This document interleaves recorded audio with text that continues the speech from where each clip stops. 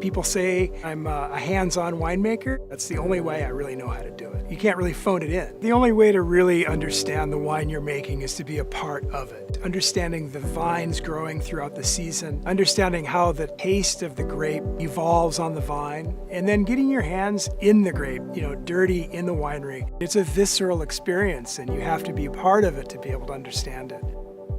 Harvest is always a dynamic time. We're constantly looking at the weather because that does affect our picking decision.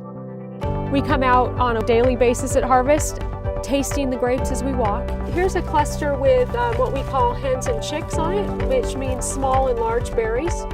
And we like to see that combo. The small berries have a nice concentration to them. So do the large ones, but these are really fabulous in their flavor. And they don't tend to have seeds in them. White grapes or red grapes have a very similar characteristic when they're ready to pick. They taste good, they're yummy. They have a vibrancy of acidity, but also that creamy texture of tannin that will translate into a nice kind of balanced wine.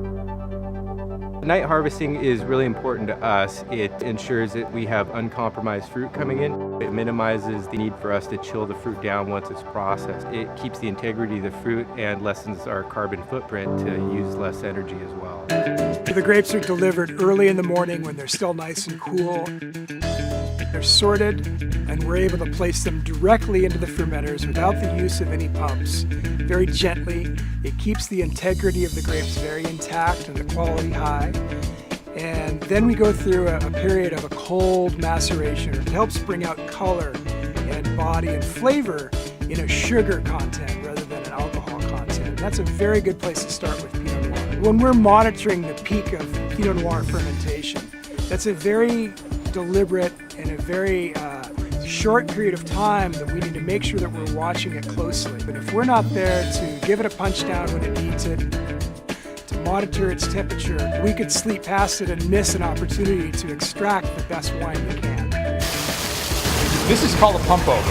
So what we're doing is we're pulling wine from the bottom of the tank, pumping it back up, pumping it over the cap to keep the cap wet.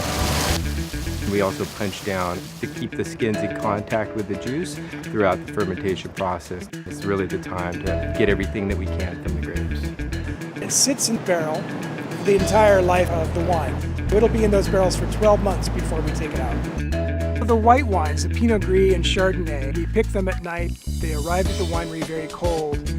And then we place them directly into the press without any crushing, without any restemming. And then we very gently press the juice out. That allows us to have full body, but without the bitterness or the tannin from the skins being too apparent. Right now I am filling a very small lot of Chardonnay that we harvested and pressed yesterday, and it's from the heirloom section of our vineyard. These are all French oak barrels here.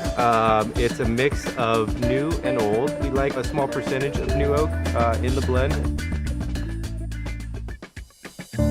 Our winemaking is very simple, it's very hands-off, it's non-interventionist, you might say. So we want to make sure that the equipment that we do have is gentle on the wine and manipulates the wine as little as possible, if at all.